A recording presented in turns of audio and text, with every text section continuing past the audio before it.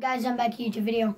Now today's video, guys, I'm gonna be doing our worst to best Spider-Man movies. So I'm gonna have to edit the thumbnail for Spider-Man logo. So I'm gonna do that probably after I do a couple things. I'm probably gonna get the photo, edit it, and then get it on. But let's just get right started because there's nothing really to talk about. At number 6, I'm counting The Homecoming. If you guys haven't watched the Homecoming movie, spoiler alert, is The Amazing Spider-Man. Honestly, I didn't like this movie. The details were great. What I can say is that I loved the Spider-Man suit in the Amazing Spider-Man's movies because it was more authentic. It looked a lot cooler. I will say the villain, Mr. Lizard, the lizard guy, which was his, I believe his science teacher. So the movie was greatly detailed. It was very boring to me. To me, this one was very boring. That's all I can say is that this one was just, it's boring to watch. The details were great. I'll give it credit for that. That they added really, really good graphics. You know, something didn't look like really fake or anything. They added really great graphics. It's just, the movie was boring.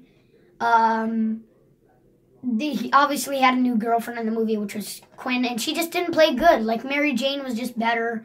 And this is what sucks about the Amazing Spider-Man movies, is it's just off with some of the characters like this, and it just sucked. So, next one, I'm going to do Spider-Man 1. No, I haven't watched this a lot. In fact, I don't watch it a lot. The last time I saw it might have been a couple months ago.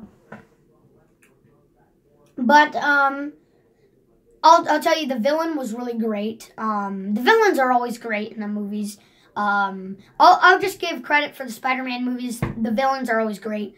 This was a pretty good movie for the first one. Not only because, you know, the villain and everything, but the thing about the first one is this is the only one where you got to see Harry's father and Peter's uncle. And basically the whole backstory. Because on the next two movies, you know, Harry is, you know, he's still kind of mad. But in the first one, it's like his bully, and then they become real enemies. At the third one, they kind of get over it. But this one was really good because this was like the only one where you got to see Spider-Man, Peter's uncle and Harry's father. Which Harry's father played a great villain. I love the suit that he had for Green Goblin. I thought the suit was just awesome. I mean, it was full on unbelievable. So the movie wasn't too bad. This is the only one where you get to see Harry's father and Peter's uncle, which I thought was great because they played really great. The costume wasn't so good at the beginning, but it got better. The only thing I can say about this one is, as well, it's same old boring, same old.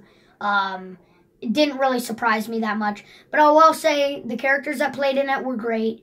It's just, once again, this one was boring. And that's all. Next one, I'm going to go with The Amazing Spider-Man 2. Now, this one was way better than The Amazing Spider-Man 1. Now, I'll say that the villain in this movie played the best out of all villains. I'll give it credit for that.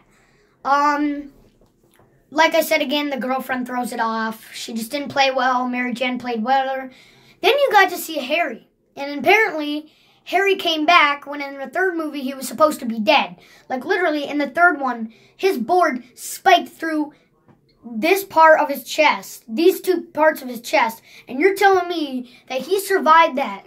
That's Harry right there. He's going to play as Green Goblin in the movie. He played okay. I mean, the character for Harry wasn't good. I get that people have to pass on, you know, they get older. But I'm going to say the villain, Electro, he played really good. But Harry, that's what throws me off is that in this movie, you get Harry back.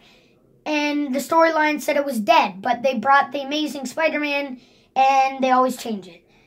That's what happens in movies, is they always say something, but when they make a new addition to the movie, it ruins the storyline. So Green Goblin didn't play so good. I'll say the best Green Goblin through the entire movie was Spider-Man 1 Goblin. I mean, just the suit was freaking awesome, and it was Harry's father. You know, it was different. Electro played very good in this movie. The suit was great. Just the girlfriend and Harry really threw off the storyline.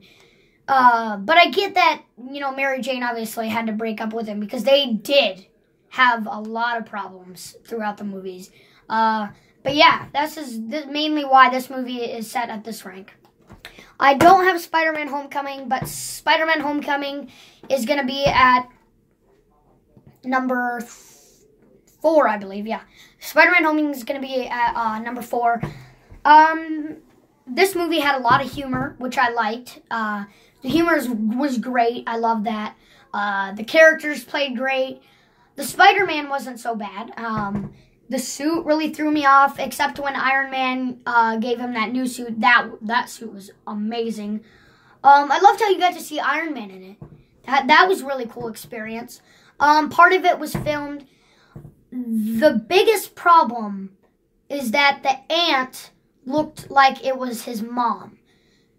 So you got to see Aunt May in the movie, and she literally looked like she was 35. And Aunt May's supposed to be in like her 70s.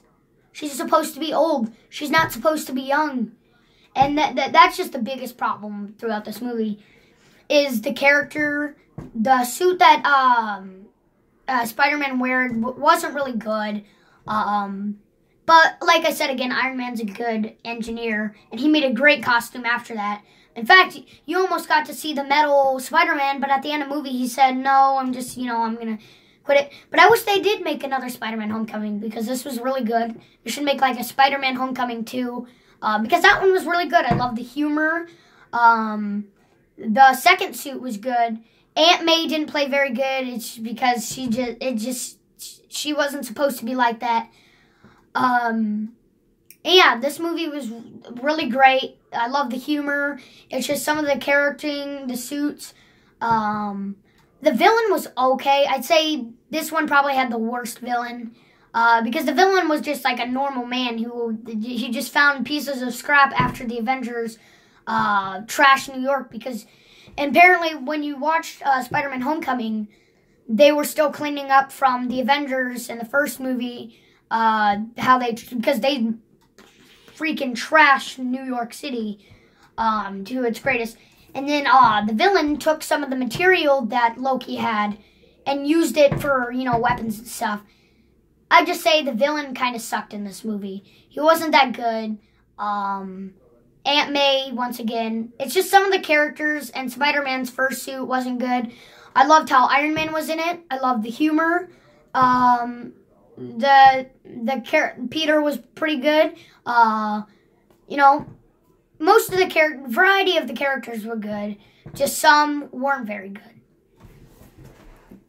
At number 2, 5, but second best. Spider-Man 2. Now, Spider-Man 2, I'm going to give this again, that the villain was great. I hated how they had Spider-Man lose his powers for some reason. That kind of threw it off. A couple things that were a problem in the movie. Harry just wasn't as authentic in this movie. In the other movies, Harry was, he was mean and he was like, what you expected. But in this movie, he was kind of calm. You didn't see him as much. But Harry was okay in this movie. Mary Jane married that other guy in the movie. That was just kind of stupid. How she thought, And then Peter changed a lot in this movie. He had glasses on. He was doing all this weird stuff, thinking that he had to change. So what really made me mad in this movie is that every character just supposedly changed. in the other movies, the characters are like how you accept, but in this movie, they were just different. But this movie was fun to watch. The only problem is that just the characters, they were just way different. They were just off. They were off character. But this movie is still enjoyable to watch. I think it's one of the longest movies. I think Spider-Man 3 is the longest one. I'm gonna look at it one sec. Yeah, Spider-Man 3 is the longest one, but this one's still good to watch. The ending was surprising, but the only thing, like, I enjoy watching this movie. Dr. Octopus played good, and he was just a different villain from all the other villains. You know, you got to see a different villain. You didn't always see Green Goblin or someone like that. You finally got a different character. So this one was good. I will say, if you're gonna make a Spider-Man Homecoming, make Spider-Man versus Rhino, because we never saw that apparently. I heard that Spider-Man 2 was supposed to be him versus Rhino, but apparently they didn't. So please do, Spider-Man creator, for Spider-Man Homecoming 2. Well, actually, it's probably not going to be called Homecoming because obviously, you know. But if you guys make an Amazing Spider-Man 3, please make it Spider-Man versus Rhino, because that is probably going to be awesome out of all the villains. But the best villain was probably Dr. Octopus out of all of these. I mean, he was just awesome. But the only problem with this movie is just, obviously, everybody was out of character. And as you guys already know, Spider-Man 3 is the best. Spider-Man 3 might have been long, but this one was freaking the best movie that they made. Made in 2007. I believe this was actually made on my birth date. I believe they made this in March of 2007, which is when I was born. But this was the freaking best movie because the villains were great. I mean, like Sandman. They brought Sandman in. That was one of the best freaking villains. They had Venom. Venom was very awesome. I loved how they added the new black suit into it. And, you know, Peter was kind of like, oh, whoa, of course not. I didn't put any of that on to his science teacher and everything. But this one was the freaking best. Like, this is the most enjoyable one. I just thought this one was the freaking best because the villains played great. There's absolutely no problem with this movie. The only problem is that Mary Jane was like, the entire movie, she was mad at Peter for, you know, just making dumb mistakes. Like, Peter kissed Quinn. Peter pushed her and everything. She just got mad at him for stupid mistakes. But I won't blame him. Well, I will blame him. But this one was just awesome because Sandman played great. You got these new villains. You didn't just have Green Goblin. You had Venom. I mean, this was freaking awesome. You got the new suit, and you found out that it was actually the Venom suit when it turned in. Eddie played great. Eddie was also playing as Venom. But I loved this one. What do you guys think about Spider-Man 3? Also, put your ranking. What do you guys think they should be ranked? Yeah, just rank it on your own. Don't forget Spider-Man Homecoming if you guys haven't.